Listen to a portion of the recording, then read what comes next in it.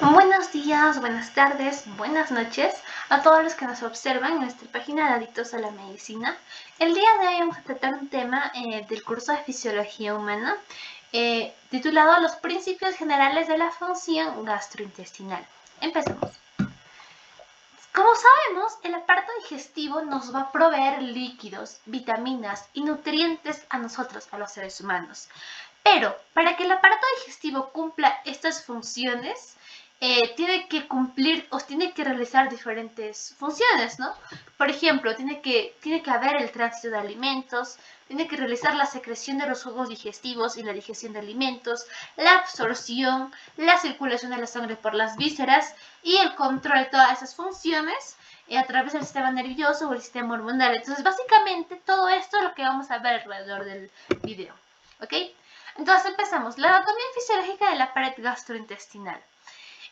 La pared gastrointestinal podríamos decir que tiene como 5 capas, toda la pared gastrointestinal. La membrana más externa pues va a ser la membrana serosa. La membrana serosa pues es la más externa y va a ser también elástica. Entonces también va a tener fibras de colágeno. El que le sigue, estamos yendo de afuera hacia adentro, va a ser el músculo longitudinal. Luego podemos encontrar el músculo circular, la capa submucosa y la capa mucosa. Recordando que la capa mucosa es la que va a estar más propensa al daño. ¿Por qué? Porque es la que está más cerca pues a la luz. Entonces, por ejemplo, tú te encuentras en un cuarto cerrado. ¿Qué es lo primero que se daña de la pared? Pues es la pintura, es la membrana que está más expuesta. En este caso va a ser pues la mucosa. ¿Ok? También vamos a encontrar acá dos plexos muy importantes, el plexo nervioso mientérico que va a estar en la parte del músculo circular y el plexo de Meissner que va a estar en la capa, pues la submucosa.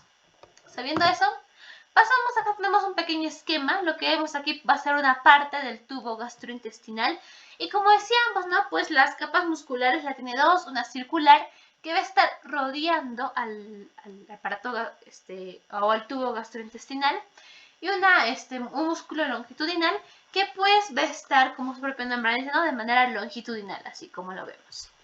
Entonces aquí pues vamos a encontrar una porción de un músculo, supongamos que es el músculo gastrointestinal, los fascículos, y en cada fascículo pues hay fibras musculares, ¿ok? Estas fibras musculares gastrointestinales tienen una peculiaridad.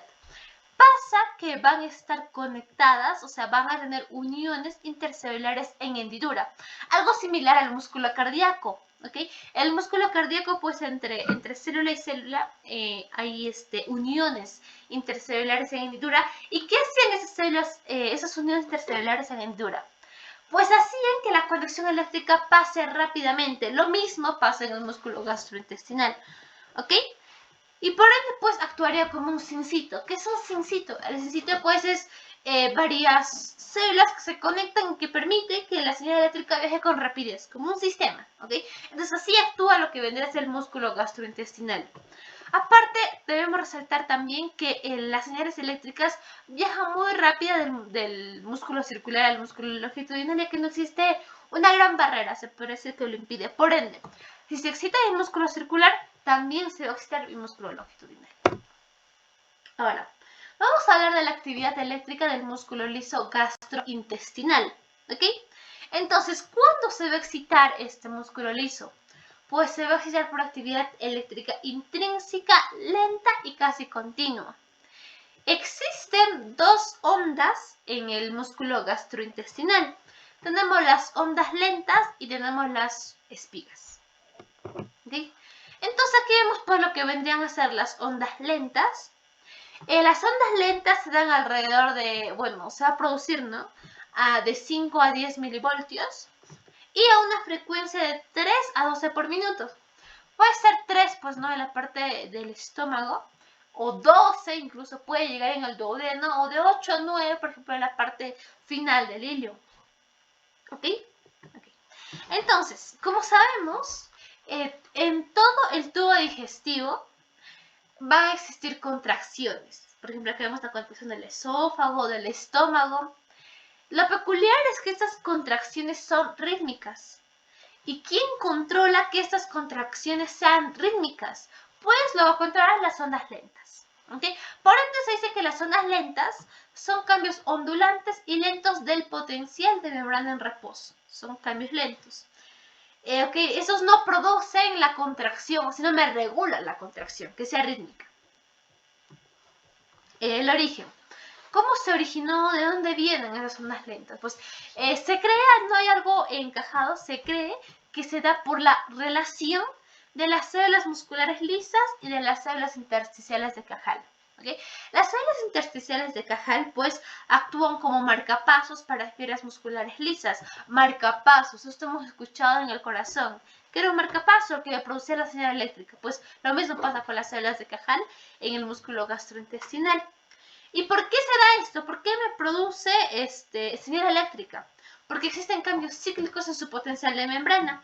Y esos cambios cíclicos se debe a que la membrana de las células intersticiales de Cajal tienen varios iones, canales iónicos, lo que va a hacer que los iones pues viajen del medio extracelular, intracelular, que de afuera ingresen iones y por ende hayan cambios en su potencial de membrana y me produzcan señales eléctricas, potenciales eléctricos, lo cual me va a ayudar pues no a producir las ondas lentas. Ahora, también decíamos que otro tipo de señales eléctricas que se conducían pues eran los potenciales en espiga. ¿Cuándo se dan los potenciales en espiga? Pues cuando la onda en reposo sea mayor a 40 milivoltios. ¿Okay? Debemos recordar que mientras más mayor a 40 milivoltios sea, la frecuencia de los potenciales de espiga va a ser mayor también. Por ejemplo, comparemos entre la frecuencia de un potencial de espiga que sea 50 y la frecuencia de un potencial de espiga que sea de 60. El de 60 va a tener más potencial de espiga, ¿ok? Mientras mayor sea la carga, mayor va a ser la frecuencia de los potenciales de espiga. Debemos saber también que la espiga del músculo gastrointestinal dura de 10 a 40 veces más que el potencial de acción de las grandes fibras nerviosas. ¿Y por qué se da esto? Miren, aquí encontramos, pues, a ver, vamos a empezar. ¿Cómo se da la espiga en las grandes fibras nerviosas? Pues se va a dar por la entrada rápida de sodio a través de sus canales de sodio. Pero mira lo que pasa en el músculo gastrointestinal. En el músculo gastrointestinal los potenciales de espiga no solo se dan por los potenciales o por la entrada de sodio, sino que se da por la entrada y salida de calcio también, ¿ok? Y debemos saber que los canales de calcio se van a abrir y se van a cerrar más lento. Por ende, la duración va a ser mayor y por eso el potencial de espiga del músculo gastrointestinal va a durar más que en las grandes fibras nerviosas. Acá vemos un resumen de lo que hemos dicho. Acá vemos pues las ondas lentas, ¿no? Que está alrededor de 40 milivoltios. Las espigas que se dan cuando sobrepasan los 40 y luego se dan las espigas. ¿Okay? Acá vamos a tener dos conceptos claves que vendrían a ser la despolarización y la hiperpolarización. ¿Qué es la despolarización? Pues la despolarización pues me quiere decir que la fibra va a ser más excitable, se va a excitar más fácilmente. Y la hiperpolarización pues es todo lo contrario, se va a excitar menos rápido, es menos excitable. ¿Okay? ¿Por qué se va a dar la despolarización? ¿Qué factores estimulan que se dé la despolarización? Pues la despolarización se va a dar por la distensión ¿de qué? Por la distensión del músculo. Por ejemplo, en el esófago se distiende el músculo por el paso de la comida, se distiende. Eso me va a hacer de que la fibra se active o se excite con más facilidad. ¿Para qué? Para que me dé la contracción y la comida pueda seguir pasando. ¿Por qué también se puede dar la despolarización? Por la acetilcolina, la liberación de la acetilcolina. Y pues la acetilcolina pues se libera a través del sistema nervioso parasimpático. ¿Ok? Y la hiperpolarización hace que sea menos excitable. ¿Y por qué? Por el estímulo de la adrenalina o la noradrenalina, por la estimulación de nervios simpáticos y esos pues me van a secretar lo que vendría a ser la noradrenalina. ¿Okay? Hiperpolarización simpático, despolarización parasimpático. Acá observamos un pequeño esquema de lo que vendría a ser el músculo liso y cómo se contrae. ¿Okay? Entonces, pues decimos, ¿no?, que se va a contraer por el paso del calcio. Entonces, el calcio hace su ingreso al músculo liso a través de la calmodulina, quienes van a hacer el mecanismo de control, que me dice cuánto calcio ingresa. ¿Ok? Entonces, ingresa el calcio. ¿Qué es el calcio? Pues dentro del músculo liso encontramos miosina y encontramos actina. ¿Ok? Entonces, el calcio propicia que mi miosina actúa sobre la miosina y propicia que la miosina se junte entre ellas. Y también se junte con la actina, lo que me va a producir la contracción. ¿Ok? Y el calcio me produce, por ese mecanismo, la contracción muscular. Entonces aquí está el por qué las ondas lentas no producen contracción. ¿Por qué? Porque las ondas lentas me van a causar la entrada de sodio, no de calcio, de sodio. Y por ende pues no va a haber contracción. Pero lo que no pasa, ¿no? En los potenciales de espiga. Los potenciales de espiga me va a ayudar a la entrada de calcio. Entrada de calcio, contracción. Y por ende, y por eso es que los potenciales de espiga se da la contracción, más no en las ondas lentas. Pero las ondas lentas me controlan que estas contracciones sean rítmicas. ¿Okay? Entonces aquí vamos a ver, ¿no? Acá encontramos el músculo gastrointestinal, que se va a producir contracciones tónicas, ya sabemos, contracciones por espiga y tónicas o rítmicas por el de reposo, ¿ok? Por las ondas lentas, ¿ok? Esto va a ser continua y va a persistir minutos u horas. ¿Por qué se dan estas contracciones tónicas?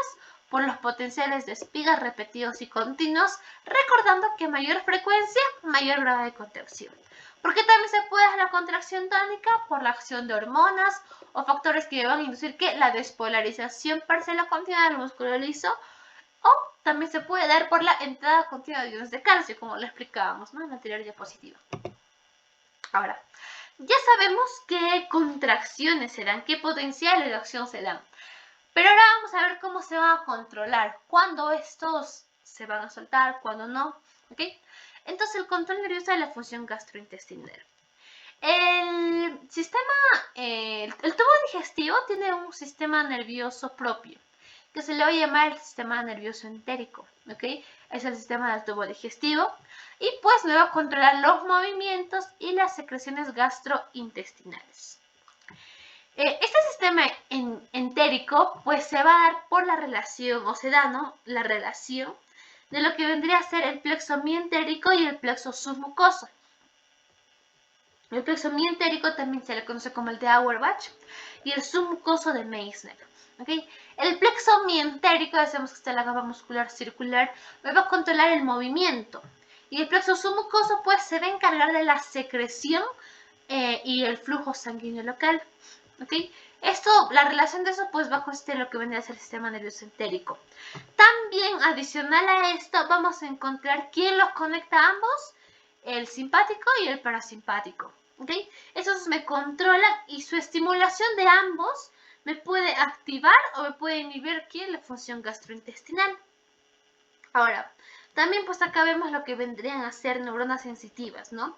Esas neuronas sensitivas pues también me van a nacer en el epitelio gastrointestinal y pues me van a llevar información hacia al plexo mientérico o de Auerbach, al plexo submucoso o de Meissner y también a los ganglios prevertebrales, a la médula espinal y al tronco encefálico o tronco del encéfalo a través del nervio vago. ¿Okay? Entonces esto es lo que vendría a ser el sistema nervioso entérico. Ahora, el plexo mientérico. Vamos a dislocar lo que vendría a ser acá, ¿no? El plexo mientérico de Auerbach. El plexo mientérico pues está formado por varias cadenas lineales. Se va a extender por todo el sistema digestivo, por todo el tubo digestivo. Y pues decíamos que eso se encontraba en el músculo circular. Por ende, o en la parte muscular, ¿no? Por ende va a intervenir en la actividad motora. ¿Cómo interviene en la actividad motora? Pues va a aumentar el tono de la pared intestinal. También va a aumentar la velocidad de conducción de las ondas de excitación. Me aumenta. ¿Qué más? Aumenta la velocidad e intensidad de las contracciones rítmicas y me aumenta la frecuencia de las contracciones. ¿Ok? Todo esto hace el plexo mientérico. ¿Ok? Debemos saber que el plexo mientérico no solo es excitador, o sea que no solo hace que se contraiga lo que vendría a ser los músculos, sino que también tiene una propiedad inhibidora. Por ejemplo, tiene nervios inhibidores que van a secretar el polipéptido intestinal vasoactivo, por ejemplo, que vendría a ser un péptido inhibidor. ¿Y qué va a hacer pues este péptido inhibidor? O sea, no lo excita, hace que se relajen esfínteres. Por ejemplo, el píloro o el esfínter de la válvula ileocecal. ¿Sí? Entonces el plexo mientérico tiene función de excitar, de contraer el músculo, pero también tiene una función que va a ayudar a la relajación del músculo para la liberación de esfínteres, ¿no? Para la apertura de esfínteres. Ahora, el plexo submucoso, pues es la parte submucosa, regula la función parietal interna de cada segmento del intestino y pues que va a controlar secreción intestinal local, absorción local y contracción local del músculo submucoso. ¿Sí? Eso también es submucoso o de Meissner, pues, ¿no?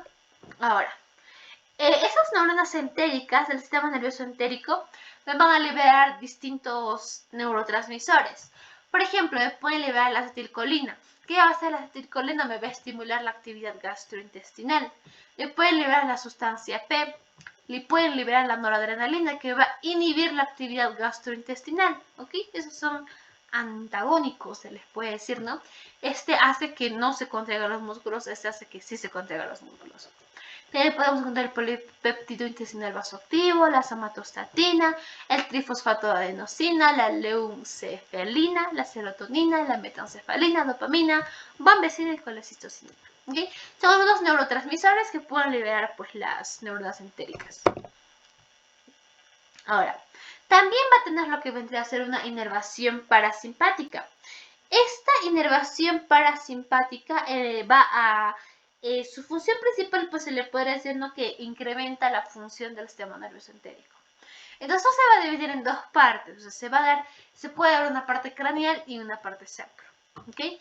En la parte craneal pues va a estar transportado por los nervios vagos y aquí me va a dar la inervación, lo que va a decir la inervación parasimpática craneal, al esófago, al estómago, al páncreas, hasta la primera mitad del intestino grueso. Hasta ahí me va a ser de inervación parasimpática craneal.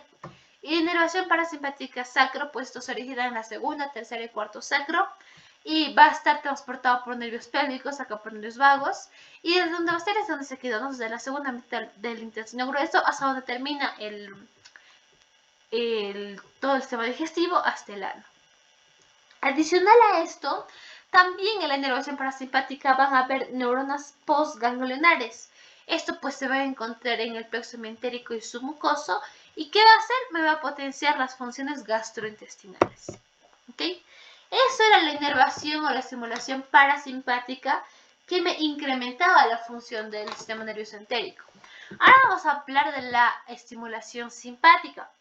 La estimulación simpática puede dotarse por fibras simpáticas, obviamente, que se originan en T5 y L2. Entonces, ¿cómo serán estas fibras simpáticas? Okay. Entonces, primero de la médula espinal me van a salir fibras preganglionares, quienes van a insertarse o van a llegar a las cadenas simpáticas. Recordar que las cadenas simpáticas están a ambos lados de la médula espinal. Estas fibras preganglionares sobrepasan las cadenas simpáticas hasta llegar a los ganglios simpáticos. ¿Ok? Como por ejemplo podemos encontrarnos al ganglio celíaco o al ganglio mesentérico, a ganglios simpáticos. Para luego salir a través de fibras postganglionares y estos formen nervios postganglionares. Y estos nervios postganglionares, pues, ¿qué van a hacer? Pues me van a dirigir todo el tubo digestivo. ¿Ok? Me dirigen todo el tubo digestivo. Debemos saber también que las terminaciones nerviosas simpáticas me van a liberar lo que vendría a ser la noradrenalina. ¿Okay? Eso vendría a ser el mecanismo de la estimulación simpática. Médula espinal, cadena simpática, ganglios simpáticos, convierte fibra postganglionar y luego nervios postganglionares. ¿Ok? Ya, esas nerviosas simpáticas van a tener efecto inhibidor. ¿Okay? El otro excitaba, eso inhibe. Inhibidor de la noradrenalina sobre el músculo liso y también es el efecto inhibidor más potente de la noradrenalina sobre neuronas de todo el sistema nervioso entérico. Ya podemos decir también que una estimulación enérgica del sistema o una estimulación simpática enérgica puede inhibir el tránsito intestinal, o sea, puede parar el tránsito intestinal. ¿no? Hasta detener, pues, ¿no? El paso de alimentos, si es que se estimula mucho la estimulación, si es que se da mucho la estimulación simpática. Ahora, pasamos a lo que vendrían a ser, también existen fibras nerviosas sensitivas aferentes. Estas fibras nerviosas sensitivas aferentes, ¿por qué se van a estimular? Se van a estimular por la irritación de la mucosa intestinal, ¿ok? Cuando se irrita la mucosa intestinal se activan. Se activan también por la distensión excesiva del intestino y por la potencia de sustancias químicas específicas. ¿Ok? Todo esto, pues las neuronas sensitivas aferentes pueden excitar o me pueden inhibir los movimientos y la secreción intestinal. Debemos saber que el 80% de nervios vagos son aferentes, que van a viajar, ¿no? Desde el tubo digestivo al bulbo raquídeo y van a volver del bulbo raquídeo a través de señales vagales al tubo digestivo para controlar las diversas funciones. Ahora, vamos a pasar a lo que vendrían a ser los reflejos gastrointestinales. Los reflejos gastrointestinales los podemos clasificar en tres, ¿ok? En reflejos que están integrados por completo dentro del sistema nervioso de la pared intestinal, en reflejos que van del intestino a los ganglios simpáticos prevertebrales y en reflejos que van del intestino al tronco del encéfalo o a la médula espinal. Empezamos por el primero, por los reflejos integrados por completo dentro del sistema nervioso de la pared intestinal. ¿Qué van a controlar?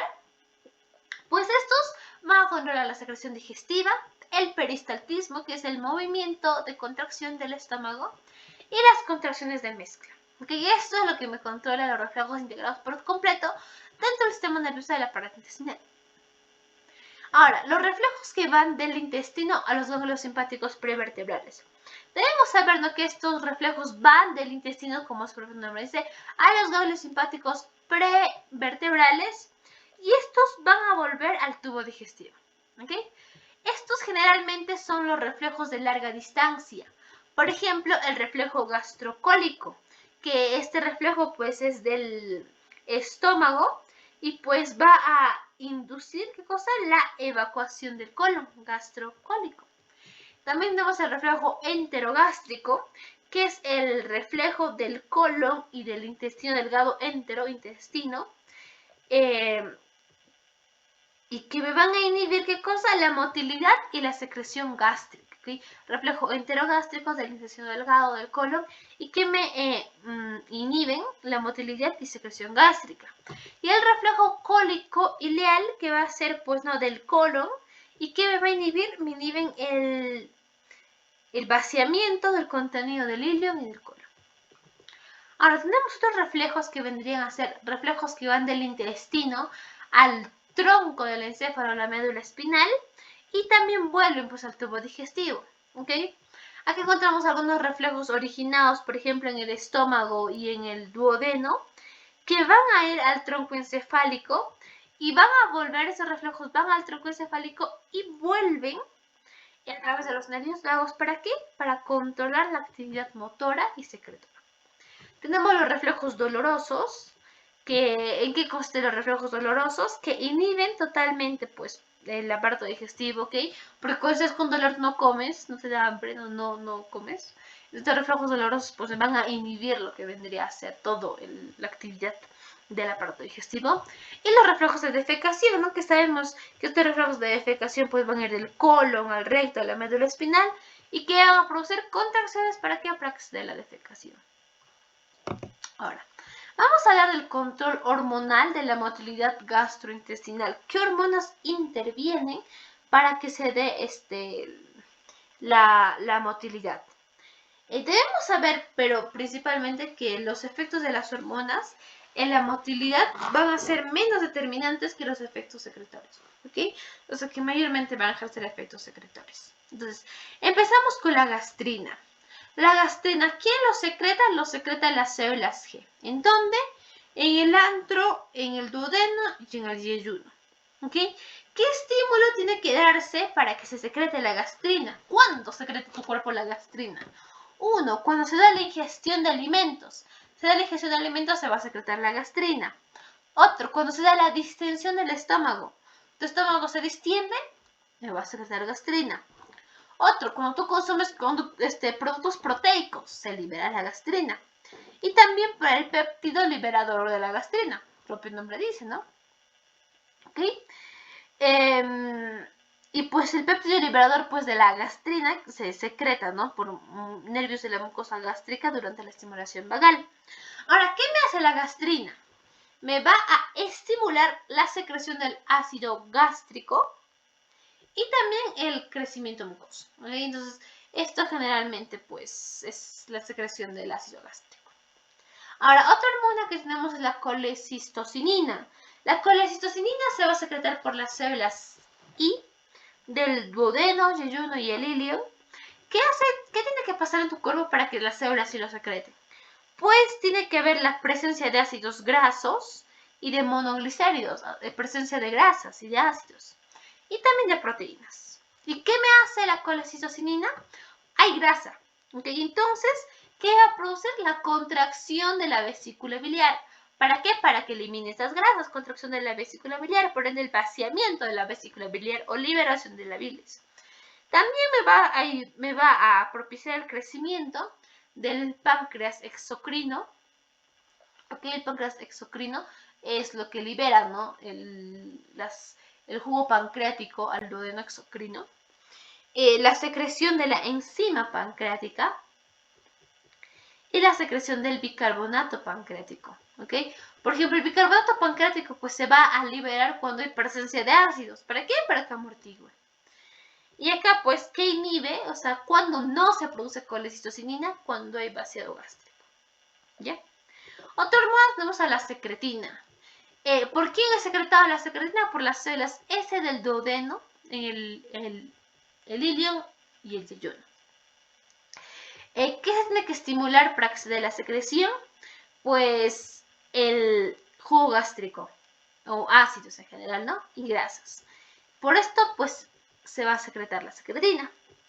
¿Qué me va a estimular? La secreción ¿de qué? Del bicarbonato pancreático. ¿Para qué? Para amortiguar los ácidos. ¿Ok? Neutraliza el ácido en el intestino delgado. ¿Por qué? Porque, mira, esto se va a dar, se libera, decimos, cuando se libera este jugo gástrico.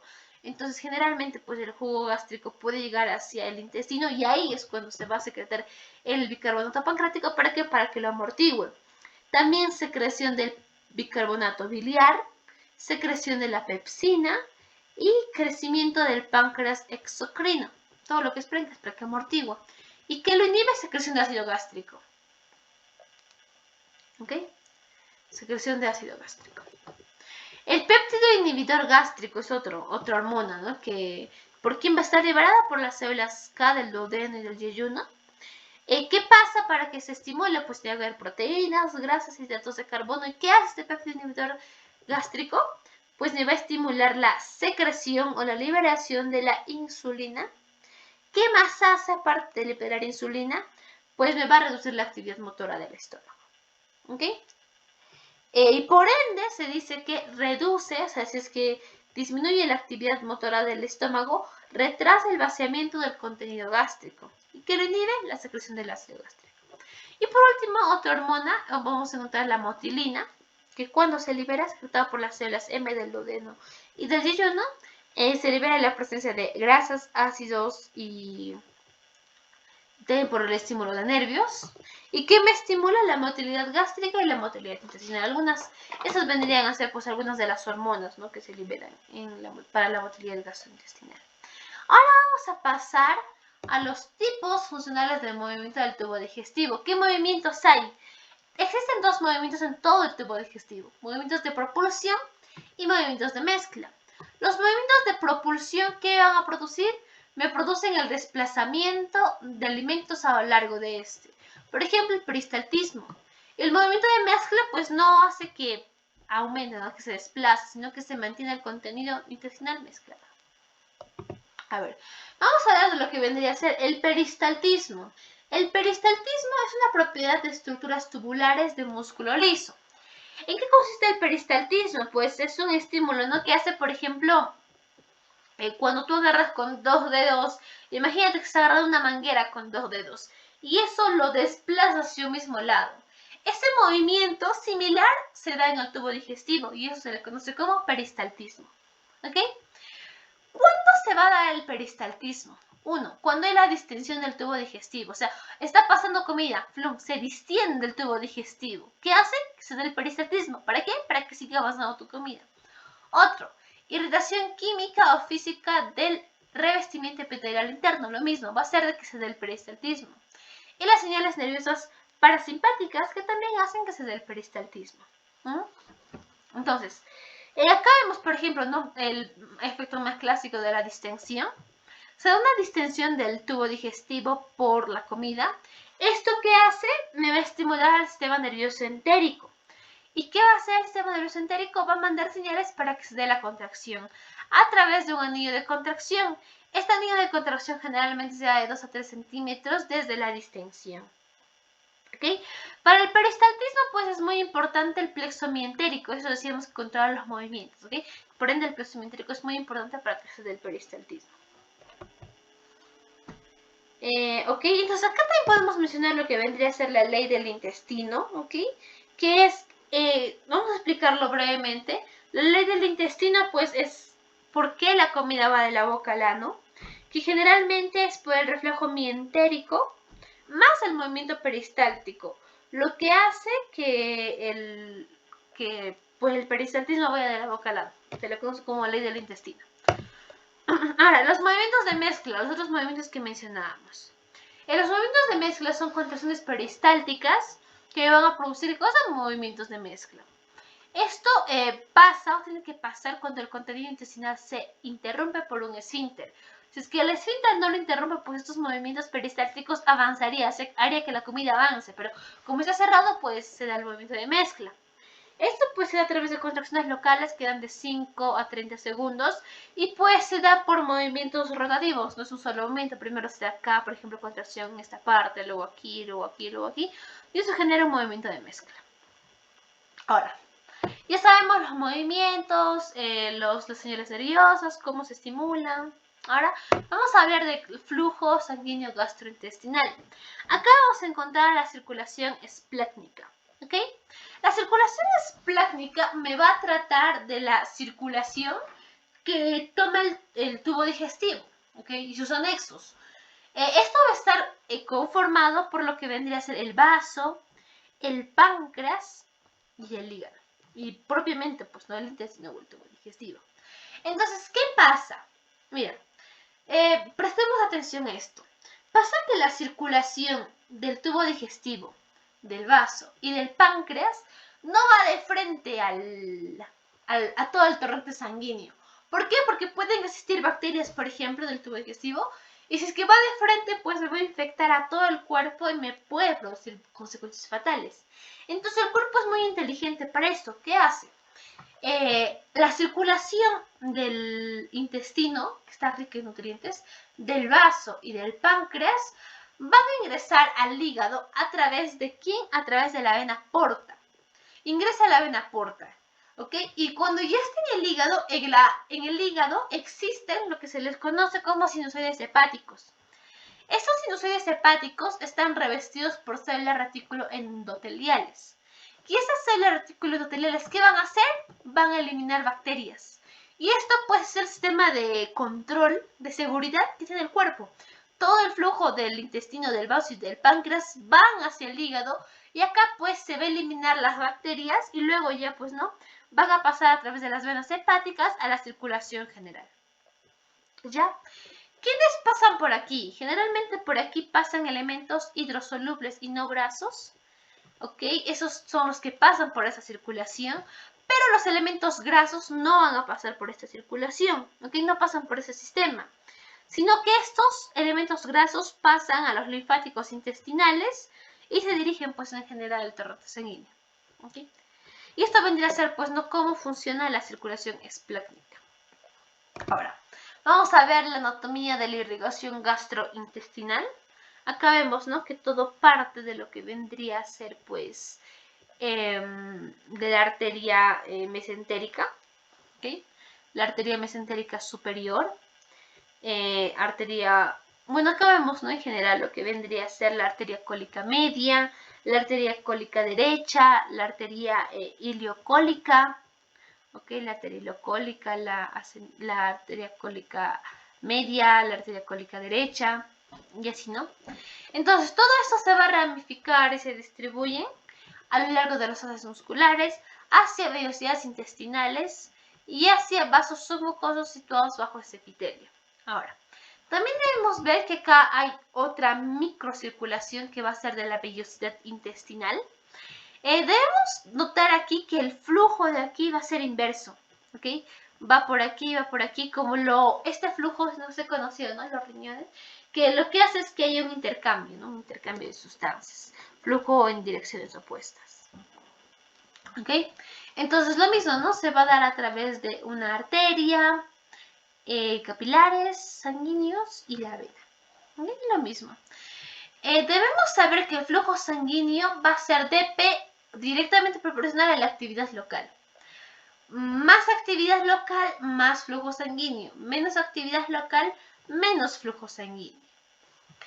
Debemos saber que en un estado patológico puede ser que el flujo sanguíneo reduzca. Entonces, al reducir el flujo sanguíneo, ¿qué puede producir? Isquemia, no me llega sangre a las vellosidades. Y por ende me puede producir una necrosis de la vellosidad. ¿Ok? Ya. El flujo sanguíneo va a aumentar durante la actividad gastrointestinal. Cuando tú comes va a haber mayor flujo sanguíneo. ¿Por qué? Uno, por la digestión. ¿Por qué? Porque la digestión se van a liberar hormonas peptídicas, que pues son sustancias vasodilatadoras, me vasodilatan y hace que haya más flujo. Otro puede ser por las glándulas gastrointestinales, por ejemplo las cininas, ¿no? Por ejemplo la calidina o la pradicinina, que también son sustancias vasodilatadoras. Y otro también puede ser por la reducción de la concentración de oxígeno, lo que va a aumentar el flujo intestinal. ¿Okay? La baja concentración de oxígeno pues va a cuadruplicar. ¿Qué pasa cuando el oxígeno o la concentración de oxígeno está baja? Pues va a pasar de que va a cuadruplicar la liberación de adenosina. Y la adenosina pues es un vasodilatador, por ende se va a dar la vasodilatación. Y por ende va a aumentar el flujo sanguíneo durante la digestión. Por último, para ya despedirnos, vamos a hablar de lo que viene a ser el control nervioso del flujo gastrointestinal. Pues se va a dar por una estimulación simpática y una estimulación parasimpática. ¿Okay?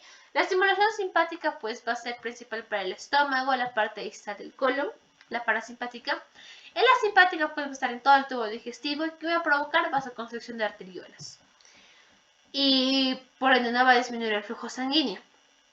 La estimulación simpática me dice que disminuye el flujo sanguíneo y por ende me ayuda a reducir la circulación esplácnica en estados de shock.